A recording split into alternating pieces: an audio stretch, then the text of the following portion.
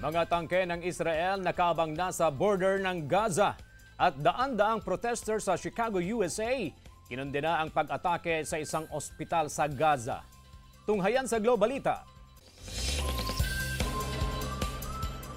Nakahilera na ang mga tangke ng Israel sa border ng Gaza kaugnay sa nagpapatuloy na giyera sa pagitan ng Israel at grupong Hamas. Kamakailan lang, isang ospital din sa Gaza ang binomba ng Israel kung saan hindi bababa sa 500 ang nasawi.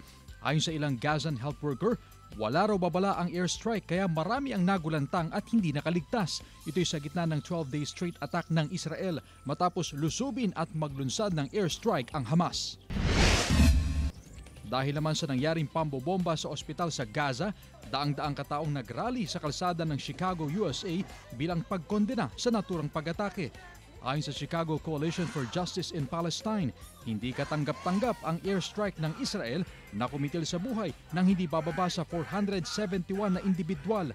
Bago ito, nakatakda ng lumipad sa Middle East si US President Joe Biden para magtungo sa Israel at Jordan pero nakansila dahil sa insidente.